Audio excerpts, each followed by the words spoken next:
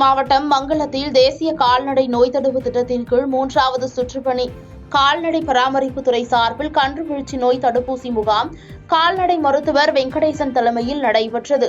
இதில் திருவண்ணாமலை உதவி இயக்குநர் கால்நடை நோய் புலனாய்வு பிரிவு ராமன் கலந்து கொண்டு கன்றுவீச்சு தடுப்பூசி முகாமை துவக்கி வைத்தனர்.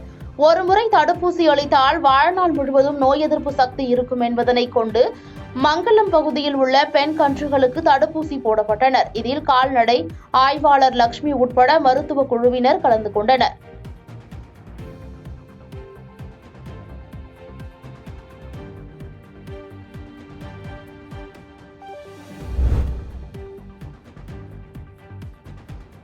புதுக்கோட்டை மாவட்டம் பொன்னமராவதி அருகே இடையாத்தூர் பொன் மாசிலிங்கம் அய்யனார் கோயில் மகா கும்பாபிஷேகம் விமர்சையாக நடைபெற்றது. முன்னதாக மங்கள இசையுடன் தொடங்கிய கும்பாபிஷேக விழாவில் தொடர்ந்து கணபதி ஹோமம், கோபூஜை, வாஸ்து சாந்தி உள்ளிட்ட பல்வேறு பூஜைகள் நடைபெற்றன.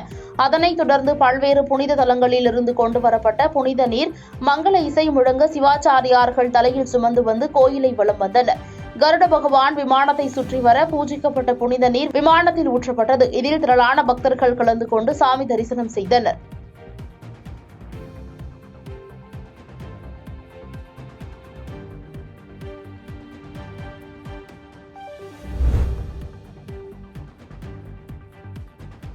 கடலூர் மாவட்டம் பன்ருட்டி அடுத்த மேல்பட்டாம்பாக்கம் கிராமத்தில் அமைந்துள்ளது பிரசித்தி பெற்ற அருள்மிகு ஸ்ரீ அங்காள பரமேஸ்வரி ஆலயம்.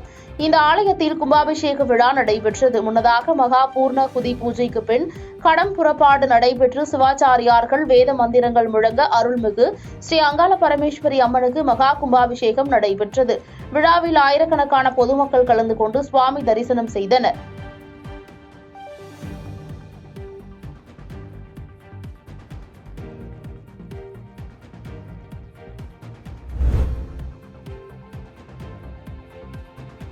தேனி மாவட்டம் பெரியகுளம் அதனை சுற்றியுள்ள பகுதிகளில் தொடர்ந்து பெய்த வடகிழக்கு பருவமழையால் அணைகள் மற்றும் கண்மாய்களில் நீர் நிறைந்து 10,000க்கும் மேற்பட்ட ஏக்கர் நிலங்களில் முதல் போக நெல் சாகுபடி மேற்கொள்ளப்பட்டது. தற்போது நெல் விளைச்சல் அடைந்துள்ளதால் அறுவடை பணிகள் தொடர்ந்து நடைபெற்று வருகிறது.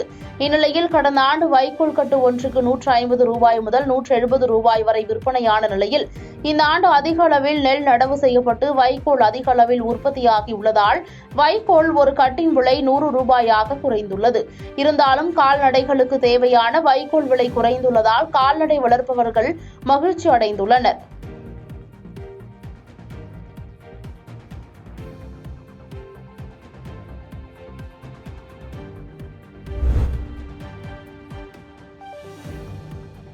திண்டுக்கல் மாவட்டம் வத்தலகுண்டு அருகே விராலிப்பட்டியில் அமைந்துள்ள பழமை வாய்ந்த அருள்மிகு ஸ்ரீ காளியம்மன் திருக்கோயிலில் கும்பாபிஷேக விழா வெகு விமர்சையாக நடைபெற்றது. முன்னதாக புண்ணிய நதிகளில் இருந்து கொண்டுவரப்பட்ட புனித நீரை ஓமகுண்டத்திலிருந்து குருக்கள் தலைமையில் சுமந்து கோயிலை சுற்றி வலம் வந்து கோபுர கலசத்தில் புனித நீர் ஊற்றி கும்பாபிஷேகம் நடைபெற்றது. அப்போது கருட பகவான் வானில் வட்டமிட்டு சுற்றியதில் பக்தர்களை பக்தி பரவசத்தில் ஆழ்த்தியது.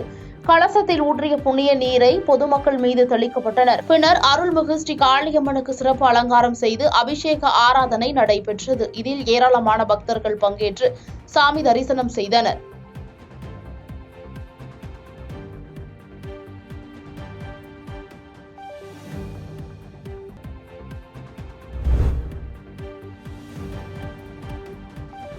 திருப்பத்தூர் மாவட்டம் ஆம்பூர் அடுத்த பெரியன்குப்பம் பகுதியில் பழமை வாய்ந்த சுயம்பு சாமுண்டீஸ்வரி அம்மன் கோவிலில் மாசி மாசம் பிறப்பையொட்டி நேற்று மூலவருக்கு மகா அபிஷேகம் மற்றும் அலங்காரம் மகா தீபாராதனை நடைபெற்றது.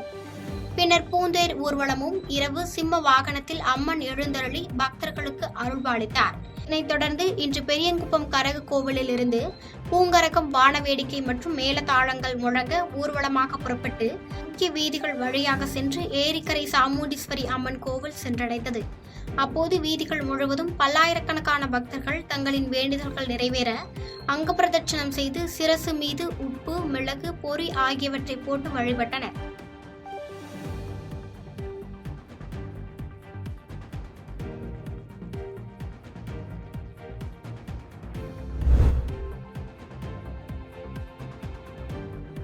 நாகப்பட்டினம் மாவட்டத்தில் மாற்றுக் கட்சியில் இருந்து திமுகவில் இணையும் நிகழ்ச்சி நாகப்பட்டினம் மாவட்ட திமுக அலுவலகத்தில் நடைபெற்றது. இந்நிகழ்விற்கு நாகப்பட்டினம் மாவட்ட திமுக செயலாளரும் தமிழ்நாடு மீன் வளர்ச்சி கழக தலைவர் என் கௌதமன் தலைமையில் மறைந்த முன்னாள் திமுக பொதுக்குழு உறுப்பினர் கச்சா முபாரக் துணைவியார் நூர்ஜஹான் முன்னிலையில் அதிமுக மற்றும் மாற்றுக் கட்சியில் இருந்து விலகி 50க்கும் மேற்பட்டோர் திமுகவில் இணைந்தனர். தொடர்ந்து திமுகவில் இணைந்த உறுப்பினர்களை மாவட்ட அவைத்தலைவர் செல்வம், நாகை நகர செயலாளரும் நகர்மன்ற தலைவருமான மாரிமுத்து ஆகியோர் சால்வை அணிவித்து வரவேற்றனர்.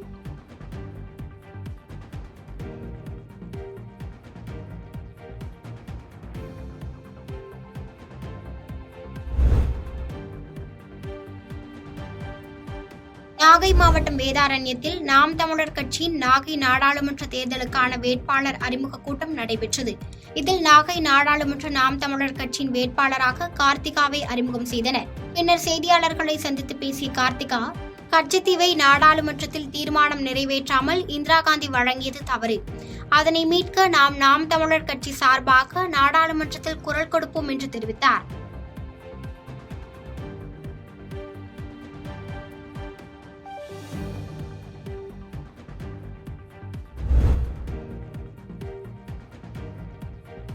தூத்துக்குடி மாநகராட்சி ஆணையராக மதுரை மாநகராட்சி ஆணையாளர் மதுபாலன் நியமிக்கப்பட்டுள்ளார். இந்நிலையில் இன்று தூத்துக்குடி மாநகராட்சி அலுவலகம் வருகை தந்த அவரை மாநகராட்சி உதவி ஆணையாளர் ஸ்வர்ணலதா உள்ளிட்ட மாநகராட்சி அதிகாரிகள் பூங்கொத்து மற்றும் புத்தகங்களை வழங்கி வரவேற்றனர். பின்னர் செய்தியாளர்களிடம் பேசிய அவர், தூத்துக்குடி மாநகராட்சி பகுதிகளில் சுகாதாரம் மற்றும் சாலை உட்கட்டமைப்பு உள்ளிட்ட மாநகராட்சியின் அனைத்து விதமான அடிப்படை வளர்ச்சி பணிகளுக்கும் முக்கியத்துவம் கொடுக்கப்படும் என தெரிவித்தார்.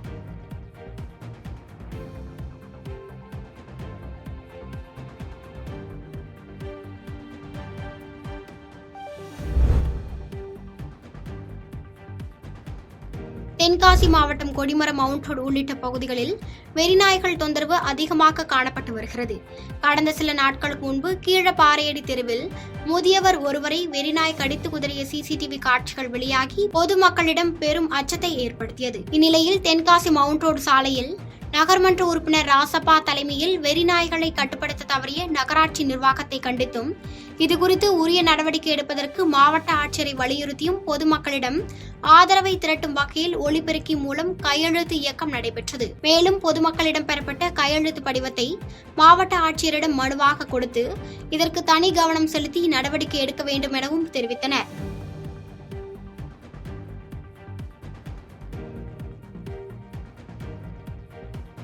பாதகம் செய்பவரை கண்டால் நாம் பயங்கொள்ளலாகாது பாப்பா. மோதி மிதித்து விடு பாப்பா, அவர் முகத்தில் உமிழ்ந்து விடு பாப்பா.